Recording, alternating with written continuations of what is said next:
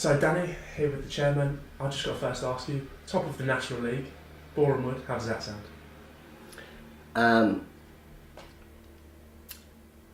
Yeah, it's strange. We've been top of the league many times in the various divisions, and but we're on paper we're the best non-league club in the country at the moment, and so that's mad. But that also that's reward really for a lot of hard work from a lot of people, and you see that sort of upward trajectory from the Southern Eastern to the Ryman North, Ryman Prem, Conference South, and then now, as I say, it's all about the people that work for you. There's a lot of people, I'm going to need to thank along that journey, and I'd say really for everyone, just enjoy it, because I'm not sure it can last. But again, we've hit it. We've got a 2-week sabbatical with the FA here, so we're going to stay there for a few weeks, or probably another 8 or 9 days, which is guaranteed. And it's fantastic. And there's a lot of clubs in the league that have a lot more funding, a lot more support than Boreham Wood. Do you think it's harder for a team like Boreham Wood to be top of the league, or do you think it's just different? I think if I'm honest, you go and ask a Chesham United or an Aylesbury, or a Potters Bar or a Great Wakering, and these are all teams that we were with when I took over the club in '99. And they'll tell you it's impossible. So what we've done, can't be understated. It's incredible. But we're something for all the small clubs to look at and say, if they can do it, we can do it. But you need investment. You need a chairman that, is prepared to take one on the chin, and keep going. Football's a really difficult industry, and I can't wait to see if the 2 Hollywood lads stay with it, because they really have got and taken over, a sleeping giant. And if they get that right, as you saw last week, they had nearly 10,000 down there against Torquay, then they can take that club with their backing and with what they can do in the media. They can probably take that club, if they get the momentum right, all the way to the championship. And so that's, as I say, we're a club that averages about 800, as our home support. But I think there's a lot of little clubs who look at us and think, well, if they can do it, we can do it. And you just say to everyone, just keep going and stick to the fight when you're hardest it. And and I'd always say, use your eyes, not your ears, because everyone will blow in your ear and telling you, they're experts at this, that and the other, but your eyes don't often deceive you. And talking about very good home support, very good away support we had when we travelled to Barnet, local rivals in the FA Cup 4th qualifying round. What did you think of that lovely win that we had down at the Hive? Well, it's a derby. You'll probably find that that's as good away support as we've probably ever taken at that stage of the FA Cup. Well, in fact, it's certainly in my time. We're in the first round proper now. It was quite a muted atmosphere, I felt. I thought our supporters were magnificent, but you can see Barnet are a club in transition. You can almost feel the hurt there at the moment. Dean Brennan hopefully will get that turned round, and but it's hard, these Barnet supporters want to play in Barnet, and they're playing in Cannons Park, and for people like me who know the area, and I used to go down to Underhill with my dad, when he was manager at Boreham Wood.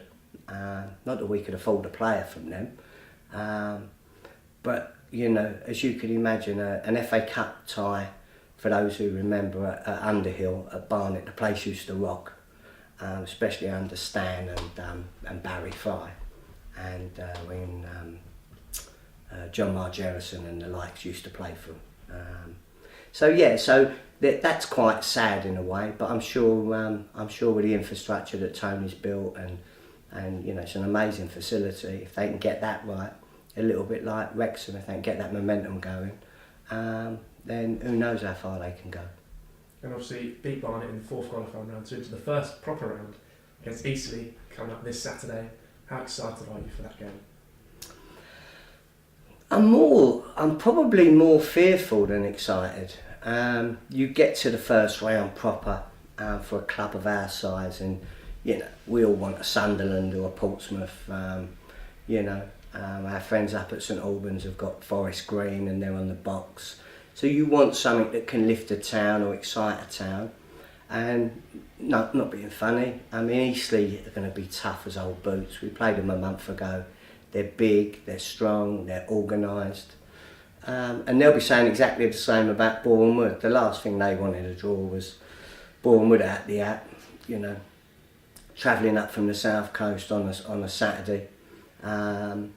But anyway, to the victor the spoils. There won't be much in it.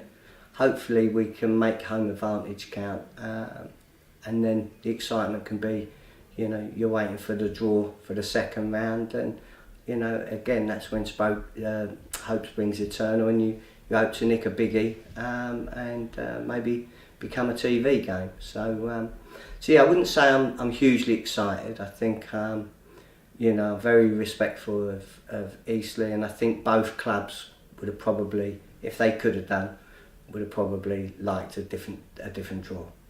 Well, you can only play what's in front of you, but speaking on Eastleigh, and you mentioned the next round, if you had to pick an ideal team, who would you pick? For us to play? Oh, I'd have loved to have had a go at Portsmouth. We know the Cowleys well, and for us, without a long journey, they're the best team, or the best team for us in it. They've got all that tradition. It weren't that long ago they won it, and they're just a big club, big tradition. The Cowleys would have are managing them, and but our friends at Harrow got the draw, so Harrow are travelling down to Portsmouth, and I'm sure they're going to have a fantastic day. And if you've ever been to Fratton Park, I mean, that's a proper atmosphere, and so they're going to have a great day. And moving back onto us, last time we spoke, the perimeter pitch fence was just getting done. That work is now finished. Arsenal have got their pitch fence extended further. What can you tell us about that work? The perimeter extension for the runoff. It came up basically. The Arsenal girls or women are flying in Europe. They'd come through the group stages, the first qualifying stages, and it came to light that the pitch runoffs needed to be slightly extended for the UEFA guidelines and ground gradings. So we had very little time to turn that around, but we did it. Again, remember, I was a film property master for 20 years, so it was hardly the most difficult of projects, but the deadline, it was all about a deadline, so it was a little bit like being back in film. I treated it as a film set, and I had 12 days to get it ready, and we achieved that. So yeah, the place looks fantastic. I think the supporters like it. I think it's actually improved people's, the viewing eye lines. Arsenal are happy, and I think we've already played Hoffenheim, and we give them a spanking, and I think Cloge next up for the women. So yeah, all's well that ends well. We've managed to extend the pitch perimeter fence. It'll give Arsenal some options next summer, should they choose to perhaps extend the pitch, or should they choose to maybe give themselves a bit of a run off back at the south end of the ground. That's really all there is to tell you, really. And the final question I've got for you is a slight bit of transfer news. So we've brought in, since we last spoke, Andrew Oluwabari. Tate Ashby-Hammond's come in goal as well. and Jack Munn's has gone the other way. Is there any other transfer news you can talk to us about? No, not that I can talk to you about. Listen, we don't stop looking. Luke was and Charlie were over looking at a game the other day. They hoped they could get a deal done, but with a player. But that doesn't look like that will materialise. I think perhaps an agent might want the guy to hang about until the January transfer window. So I can't really give you anything on that. I can tell you Jack Munn's went. He was fantastic while he was here. He wants to play football, and he'll get minutes at Billericay. But we're okay. I mean, as I say, the keeper's come in today and he's done great. 2 clean sheets on the spin. But we've done our own work on him when Ash got injured. So we knew he's played 50, 60 games at this level with Maidenhead. So we knew what we were getting. And as I say, Barry and Darren up at Peterborough were great to us with Andrew. And so we're ticking along nicely. I think Luke might have Connor Smith back for this weekend. I'm not sure. He hasn't spoken to me yet. I think we're going for supper tonight, so he'll probably stick 2 glasses of wine down me and try and get me to part with a few bob. But probably the biggest trend, I'll tell you what I can tell you. Here's a scoop for you. Is in the last, Luke's worked for me probably 17, 18 years. And as you know, I've made sure, we've brought Luke along slowly.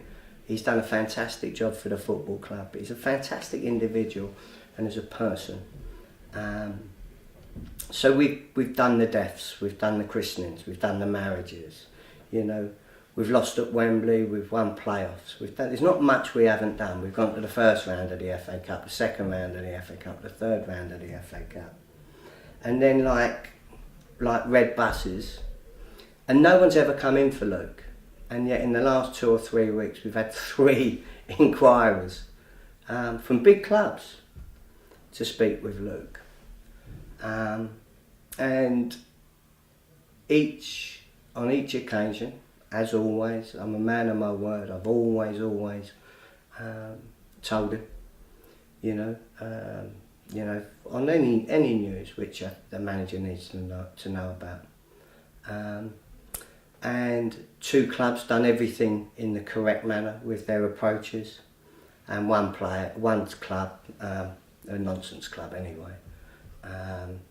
They went through the back door and tried to deal with it behind. But either way, his exact words were, "Dan, I'm not interested. Not remotely interested." And then when I gave him the news of another club yesterday, his answer, he laughed down the phone. He said, "You know the rules." So as I say, he's lumbered with me. I'm lumbered with him. And as I say, no doubt he'll get a second glass of wine down me tonight and see if he can nick a few bob out of me. But that probably epitomises why we're top of the league. It epitomises why people, my finance director's been here with me for 2 decades. My middle office there, and my administrators, commercial managers. We came here as young people. And now we're in the twilight of our years. So no, that probably best epitomises the hard work that people put in here and why Luke wants to stay, why we're top of the league. And as I say, we've got 8 or 9 days to enjoy that. And if it never happens again, people can't take it away from us. Bournemouth Football Club, top of the National League. And as it stands at the moment, we go into the FA Cup this weekend as the #1 ranked team in England, and who'd have ever thought that?